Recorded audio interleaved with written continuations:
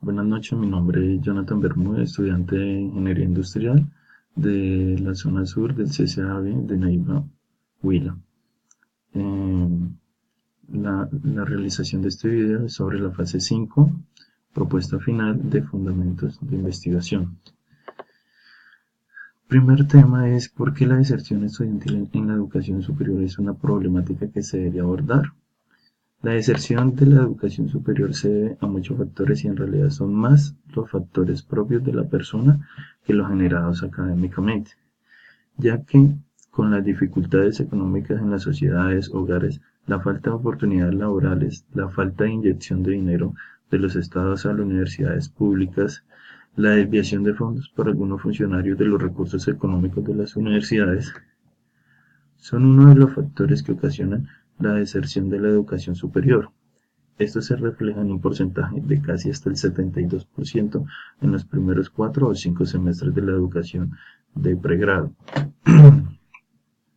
Esto también se observa en los programas técnicos y tecnológicos. Hay otros factores como no cumplir con las expectativas del estudiante, ya sea por gusto o por dificultad en el desarrollo del contenido del programa o carrera que se esté estudiando. Son muchas las variables como también lo son la ubicación geográfica del estudiante, donde en países como Colombia hay estudiantes que deben trasladarse de una ciudad para poder conseguir una solvencia económica y con ello poder estudiar. En Colombia, de cada 2 estudiantes no logra graduarse, así lo dio a conocer un estudio de la empresa Bersot SAS, en que además se dan a conocer las consecuencias de esta deserción. Según el estudio, el impacto de esta situación se puede ver en 4 puntos. El primero es que los estudiantes ven frustrados el camino de la educación como mecanismo para desarrollar sus planes de vida. El segundo está relacionado con los padres, quienes son los que ponen sus recursos en manos de las instituciones de educación superior. El tercero es el impacto en las instituciones privadas, quienes están teniendo pérdidas millonarias por lo que ven afectada su sostenibilidad. Y finalmente, los recursos públicos, ya que la deserción deja cientos de miles de millones en pérdidas anualmente. Además que en la actualidad hay situaciones de movilización crítica al porcentaje de presupuesto destinado para las universidades públicas otorgada por el Estado, el cual el, es bajo. El actual gobierno no invierte los recursos adecuados para que las universidades públicas sigan cumpliendo con la función social.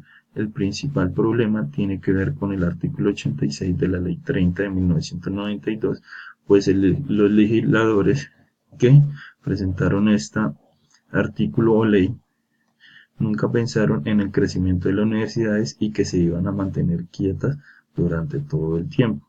A la fecha tenemos un faltante de 3.2 billones de pesos en funcionamiento, aproximadamente 15 billones en infraestructura para las universidades públicas. Estas cifras, tengo una gráfica donde nos muestra de a partir del año 2016 hacia atrás sobre 7 años. Las cifras son de la educación y recopiladas por el SUE, Sistema Universitario Estatal, donde nos indica las cantidades de estudiantes que han ingresado para universidades públicas y universidades privadas.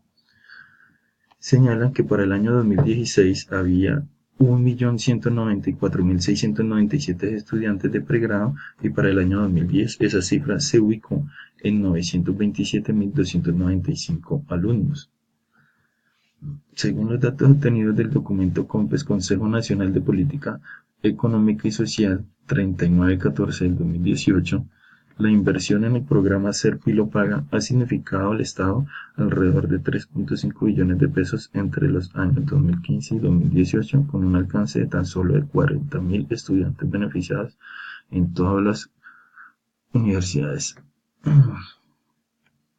Si realizamos un análisis simple, los aportes que por todo concepto realiza el Estado para financiar el funcionamiento de las universidades estatales corresponde este año a 3.6 billones de pesos y benefició a más de 600.000 estudiantes, lo que indica una gran desproporción en el impacto de recursos destinados a este programa de gobierno frente a los invertidos en el sistema universitario público.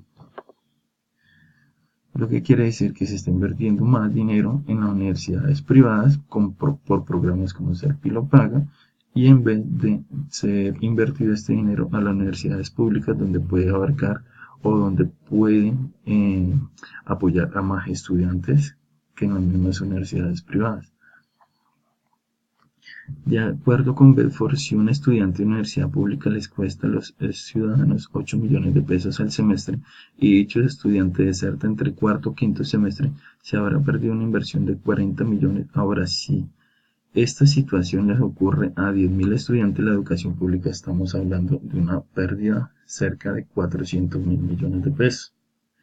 Ante esto, tanto el sector público como el privado han empezado a implementar acciones donde mitiguen los efectos de deserción estudiantil en la educación superior. Por ejemplo, desde el público, el Ministerio de Educación Nacional desde el año 2010 ha otorgado más de 1.400 millones de pesos a las instituciones educativas como parte de financiación de proyectos de retención estudiantil. Segundo punto. La relación de la problemática anterior abordada y la pregunta de investigación propuesta o formulada en la fase 3, donde la pregunta de mi trabajo es ¿por qué hay un alto índice de deserción estudiantil en la educación superior universitaria en Colombia?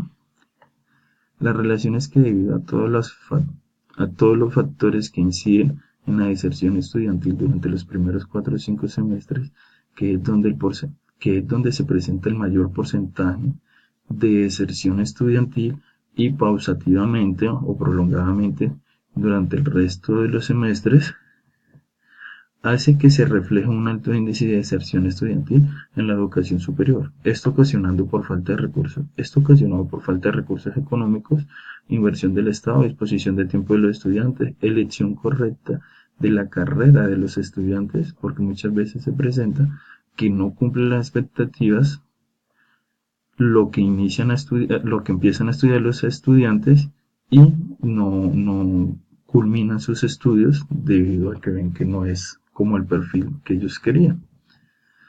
Para un país como actualmente se encuentra Colombia, no solo se ve la deserción estudiantil en la educación superior, sino que también en la educación básica y en la educación bachillerato, y todo apunta a las mismas condiciones por las que se dejan los estudios de pregrado.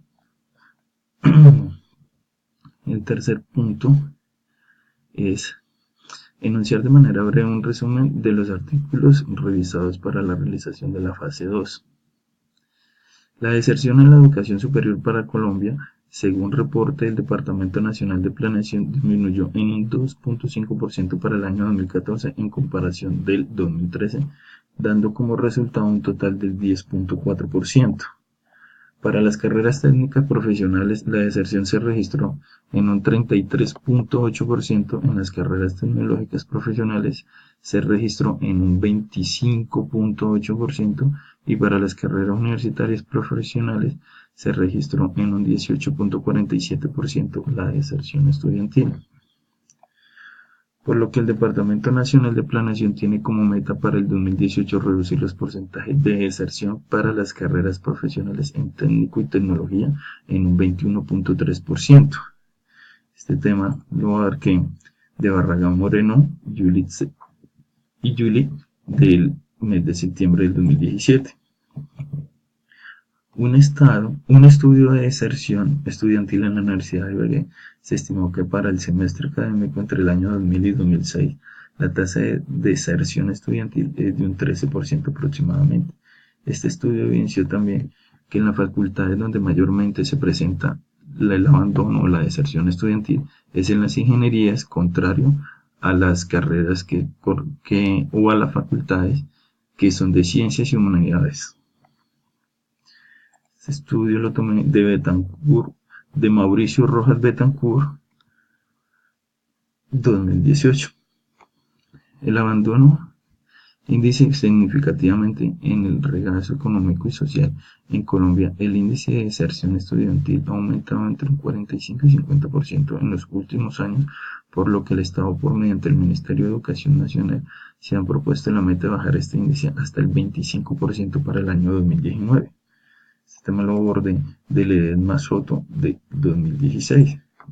La deserción de estudios superiores no es solo un problema de un país como Colombia, sino que también se presenta en otros países latinoamericanos, como por ejemplo en México, ya que entre el año 2009 y el año 2010 la deserción se registró en un 63%. Este tema lo abordé de Estrada Ruiz 2014.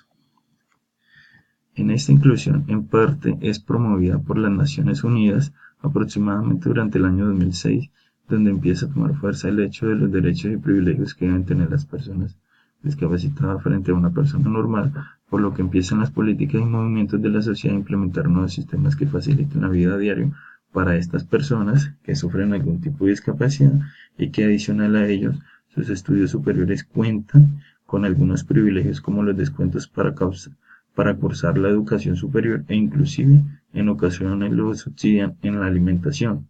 Este temario lo tomé de Tenorio Eitel Solange del 2016. Muchas gracias compañeros y esta es la realización de mi video o la exposición de la fase final de la propuesta de la fase 5.